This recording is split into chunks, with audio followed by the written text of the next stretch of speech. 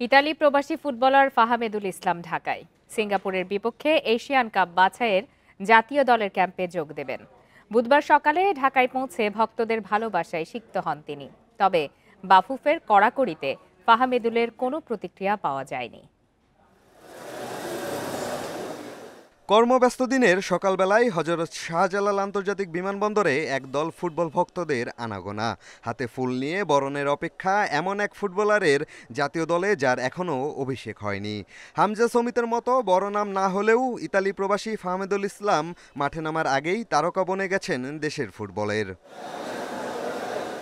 VIP gate দিয়ে ফাহামিদুল বের হয়ে আসলে অপেক্ষার অবসান হয় ভক্তদের। প্রিয় খেলোয়াড়কে সামনে থেকে দেখে স্বপ্ন পূরণ হয় তাদের। 4 জুন ভুটান ও 10 জুন সিঙ্গাপুর ম্যাচে ফাহামিদুলকে লাল সবুজ জার্সিতে মাঠে দেখার অপেক্ষা।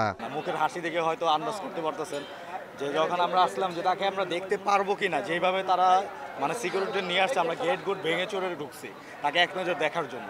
এতটা ভালো লাগতেছে যে ফাহমিদুল আমাদের দেশে হয়ে খেলবে। আশা করি সামনের যে ম্যাচটা সিঙ্গাপুরের বিপক্ষে, তো ফাহমিদুল আশা করি ভালো কিছু করবে। কোচ তাকে দ্বিতীয়বার ডাকা এটাই প্রমাণ করে যে আসলে আমাদের বিশ্বাসটা তার প্রতি ভুল ছিল না আর কি। সৌদিতে ক্যাম্প করেও তরুণ বলে ভারত ম্যাচে বাদ দেওয়া হয় ফাহামেদুলকে। কোচের এমন সিদ্ধান্তে দেশের ফুটবলে সমালোচনার ঝড় উঠে রাস্তায় নেমে আন্দোলন করেন ভক্তরা। তাই ফাহামেদুলকে নিয়ে বাড়তি কড়াকড়ি ফেডারেশনের। বিমানবন্দর থেকে গণমাধ্যম এড়িয়ে তাকে সরাসরি নিয়ে যাওয়া হয় হোটেলে। কারণ বিগত দিনে আমরা দেখেছি সিন্ডিকেটে এখানে অনেক প্রবাসী ফুটবলাররা ঝরে গেছে, আর এশিয়ার আসে নাই। তো ফাহামেদুল শুধুমাত্র সমর্থকদের ভালোবাসায় আসছে। একজন ফরওয়ার্ডের অভাব তা অনেক দিন ধরে। আশা করি আমাদের ফাহমিদুল এটা আমাদের হতাশ করবে না। ইনশাল্লাহ আমরা যাই, ফাহমিদুল ভালো করুক।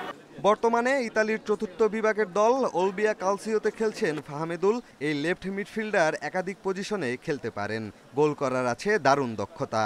পুনরায় ডাক পাওয়া ফেনীর এই ছেলে জাতীয় দলে নিজেকে প্রমাণ করবে, প্রত্যাশা ফুটবল ভক্তদের।